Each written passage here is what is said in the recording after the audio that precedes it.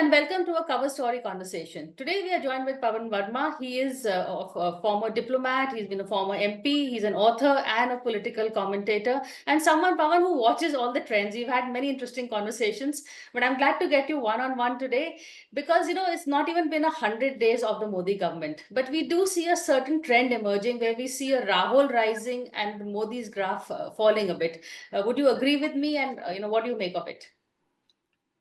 Well, I think it's early days.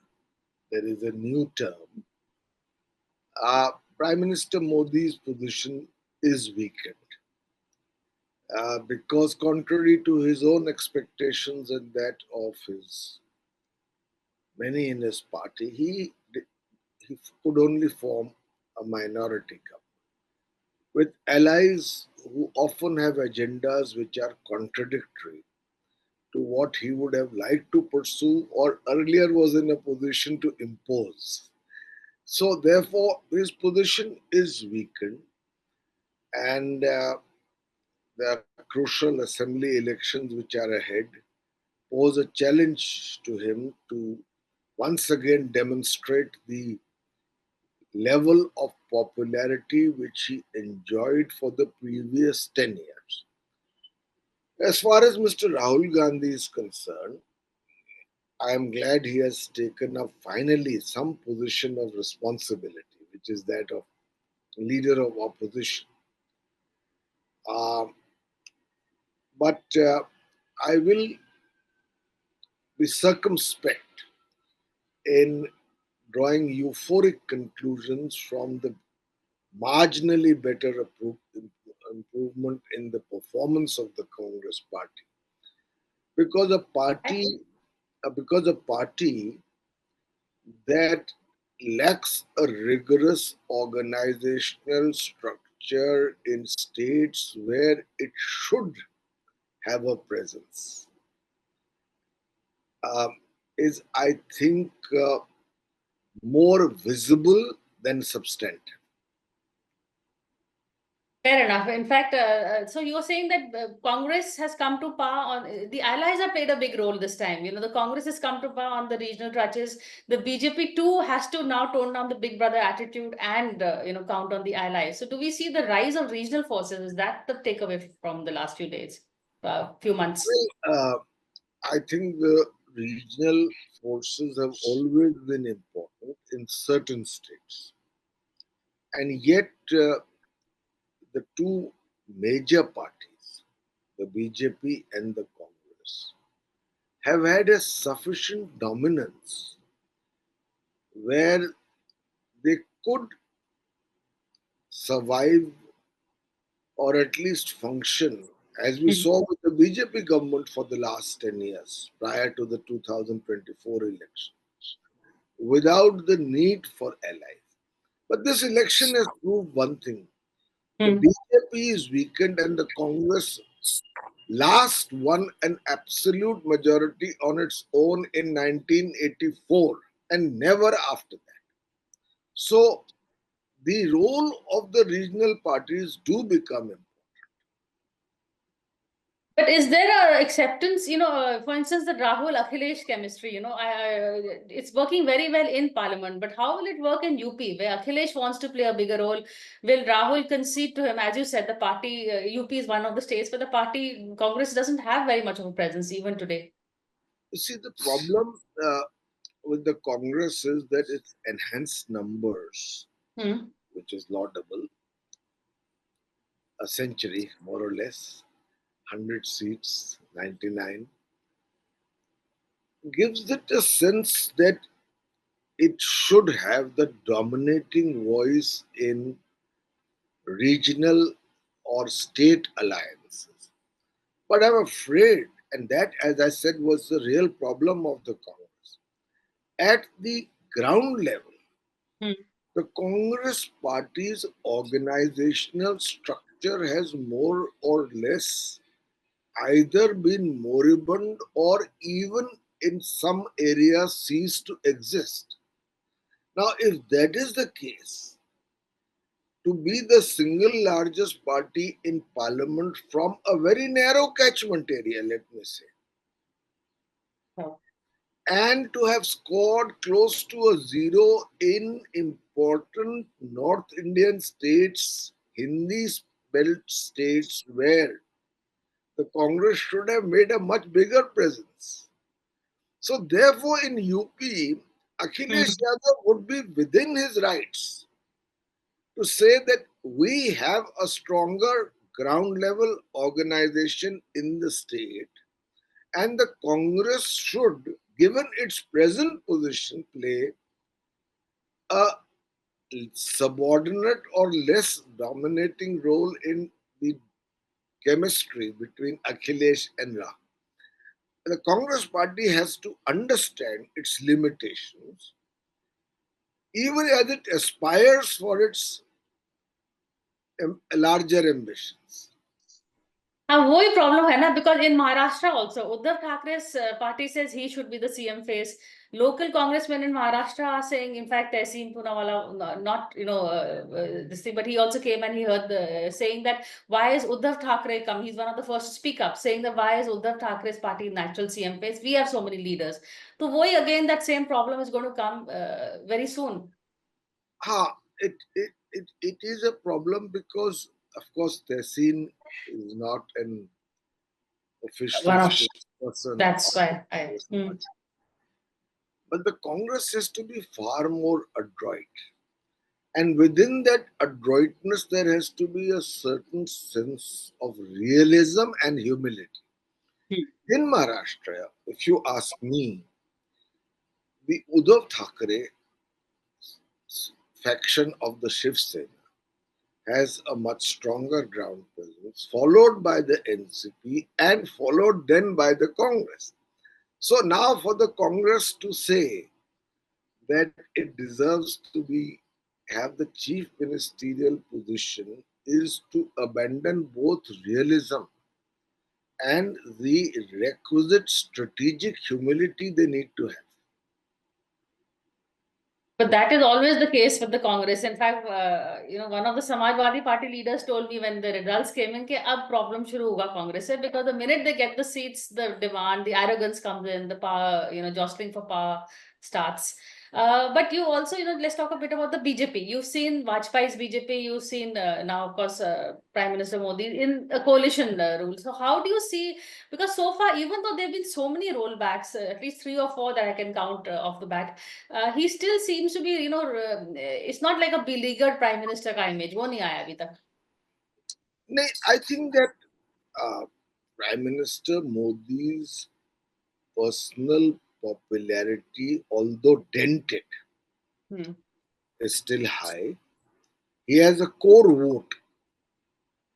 You may even call it the Bhakt vote, which is with him. But the sheen of invincibility is shattered. Priya, you have to understand that once that is shattered, some consequences follow. Now, in the first 10 years, when he was the unquestioned leader and the architect of two successive absolute majorities for the BJP, even when he did wrong, demonetization, for instance, Yes. or the shoddy implementation of the GST, or the sudden lockdown which led to the great exodus of millions of people. I'm not going into it. There are merits and demerits to each situation. But even when he did wrong, he had the the right to say that I am right. In other words, when he did wrong, Yeah. he took it as right. But when that Yeah. invincibility goes, even when you do right, there is always the fear that people would say it is wrong. That is the subtle but very important change that has taken place. And the voices that oppose him are may not come only from outside the BJP. there will be increasingly voices from within the BJP and the RSS, as we have begun to see already, who question Hmm. Prime Minister Modi because he So which no longer seen as invincible. So, therefore, I would say that uh, if certain basic issues are not tackled, I see that in this term of Prime Minister Modi, as part of a coalition, there is bound to be much more street unrest on basic issues like inflation, unemployment, uh, center state relations, and so on and so forth. Growing inequality.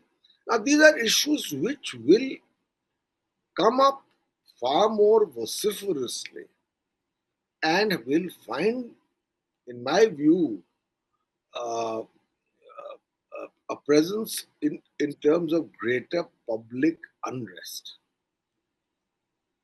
So the conversation will move from the bugs on social media to actual protests on streets. People, the public's voice will be heard, like we saw in the Yes, farmers' protest. I think so because uh, while there were reasons and legitimate reasons for protest even earlier, the uh, absolute sway of Prime Minister Modi was such that it could lead to arbitrary, uh, stifling of protest. I would say that because I do not mince my words here. Neither him nor Mr. Amit Shah have been very open to dissent or criticism, and they could enforce their writ. But when you are working in a coalition, your Hmm. absolute majority has ceased to exist. Then those same protests, which you could perhaps quell more easily, will become certainly more overt. And certain institutions, and by which I mean, let us say the Supreme Court or the judicial system, which Hmm. was perhaps subconsciously more compliant, uh, will begin to assert what they believe are the constitutional rights of citizens which need to be protected. We are already seeing that in the case of the draconian provisions of the PMLA, which have been used indiscriminately in the past. The UAPA, this Hmm. whole syndrome of arrest without warrant, without notice, and denial of bail was highly undemocratic, if you ask me.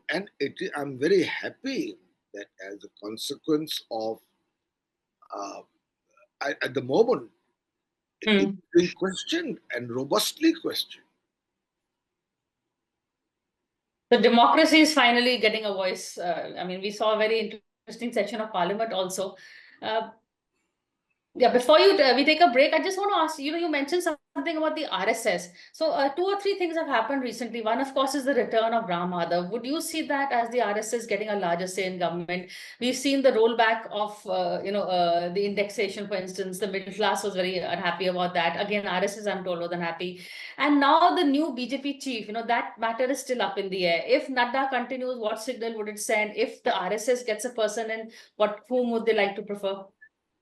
No, I would say that, see, the RSS thinks long term. Hmm. So long as Prime Minister Modi was, by the sheer popularity that he enjoyed, demonstrated in two consecutive absolute majority, was enabling the RSS agenda, uh, they they had reservations on some issues, but they were willing to go along. And frankly, they had little option but. But in this situation, Hmm. I think the voices in the RSS on certain issues, including the possibility of exceptionally hardline Hindutva, where you completely, in a way, marginalize the many other minorities of this country. Don't forget that it was during Prime Minister Modi's second term that Mr. Mohan Bhagwat reached out to some leading figures in the Muslim committee, visited a mosque, visited a madrasa, because the RSS thinks long term. They know that India cannot be run on the basis of exclusivity in a nation where the minorities in their sheer numbers are so large and geographically spread that to do so would be a recipe for endemic instability, if not actually a state of civil war. So the RSS understands that Hmm. while pushing the Hindutva agenda, it cannot become completely insensitive to other, but they were muted. Uh, Similarly, on the question of admitting people from other parties, which we saw during the 2024 elections in large numbers, the RSS, I think, was not only had its reservation, but was positively annoyed because here were the cadres of the RSS and of the BJP who had given their life for the party, and they were suddenly replaced by people who till the other day were critical of both the BJP and the RSS, and these people were given tickets. Thirdly, the admission of people whom the BJP had alleged to be corrupt and had carried out campaigns against them into the party. I think Yes. there were decisions which the RSS was unhappy about. And you would have noticed that after uh, 2024, the RSS, many people in the RSS have been far more overt, far more aggressive in raising these issues. I don't need to give you examples, but they are there. Now, in the case of Mr. Ram, summarily Hmm. he was sidelined. Today he is brought back. Individuals don't matter. I have respect for Mr. Ram Madhav, who is also a good friend. But there is a larger question of the BJP and the RSS resetting their relationship to suit or correspond to the changed circumstances. And if Mr. Modi ignores those, then I am afraid he's weakening himself because the RSS cannot be written off. Yeah, I'm going to take a break and come back and talk to you a bit about Mamta Banerjee's positions. How she has handled the Kolkata rape horror, and a bit about international relations, where India stands today. But after a short break.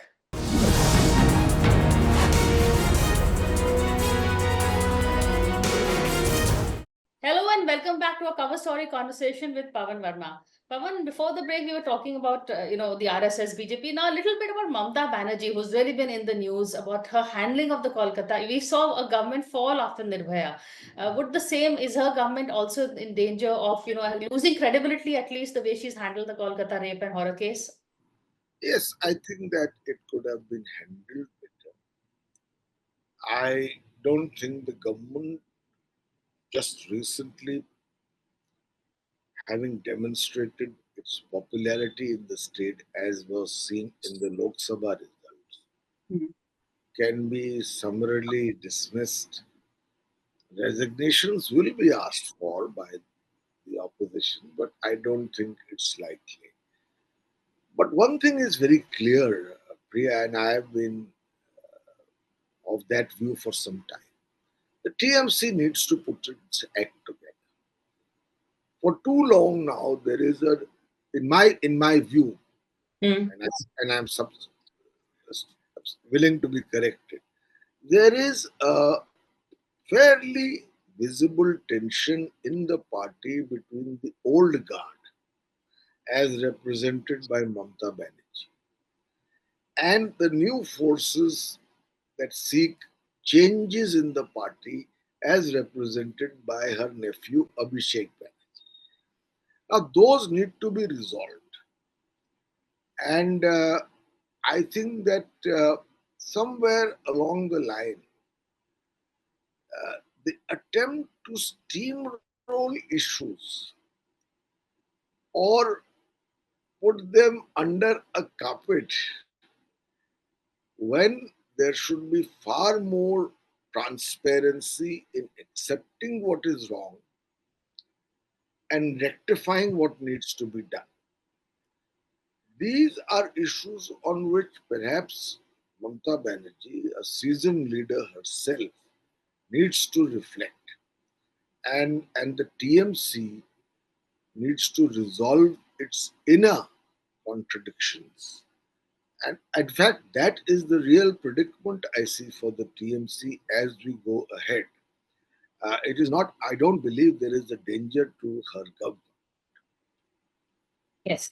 Yeah, I think you said it pretty correctly. The churn within the TNG is really coming out the way they've handled the car case.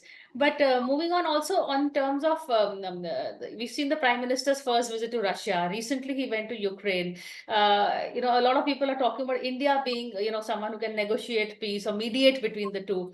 How do you see our role? And we've seen also what the Ukrainian president said about India, that you cannot be neutral. So, keeping all that in mind, what is your take? I think for President Zelensky to tell us that we cannot be this or cannot be that is presumptuous. Priya, I've been a professional diplomat. Hmm. I genuinely believe that a country's foreign policy has to be in terms of its own national interest.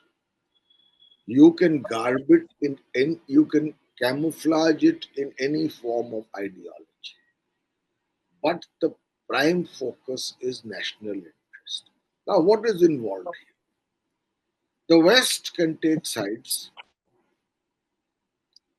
easily because they are part of a certain group. Those with Russia can also consolidate behind it. India, on the other hand, has valuable relations with the West, particularly a very important relations with the United States, but equally Hmm. has a very long standing relationship with Russia. We have in our national interest to negotiate a path between these two immovable priorities, non negotiable priorities. So, we should, in my view, be neutral. We have condemned Russia for the invasion. At the same time, we understand the circumstances in which such an eventuality happened. And I do believe that the United States and NATO have been guilty on that front in taking things beyond a point in spite of assurances to the contrary. Thirdly, I think that the America's backing of Ukraine to a point where the last Ukrainian's life is at stake and none of the lives of the Americans are at stake. That is Hmm. the whole scenario of modern weapon has gone too far, and it has not led to a resolution, and lives are being lost. Uh, International trade is being affected. There is perennial tension in the region. West Europe, in particular, is suffering because it was getting vital components like gas and oil from Russia. There is a fear almost in some leading Western countries of moving towards recession. So the time has come to end this conflict. So When Prime Minister Modi went to Russia, he was accused of being pro-Russian. When he went to America, it was seen as a betrayal.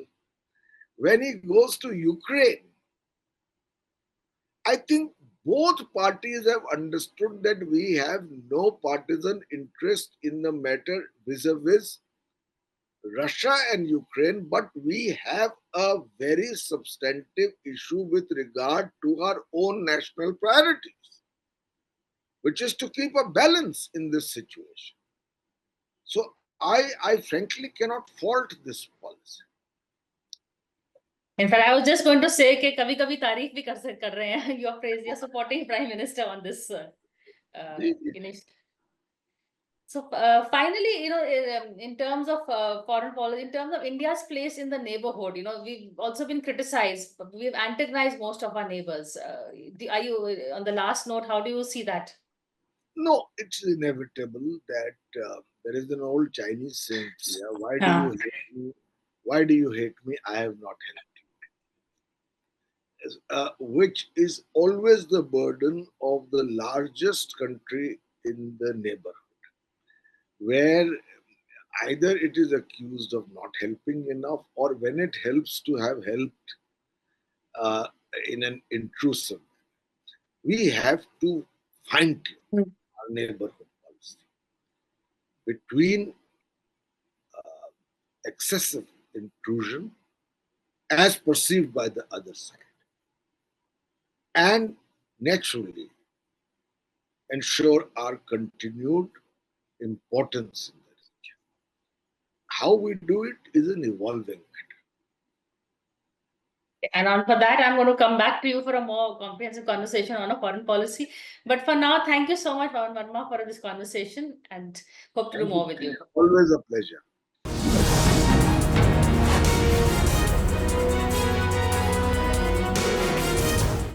For more such videos, subscribe to the NewsX YouTube channel, hit the bell icon.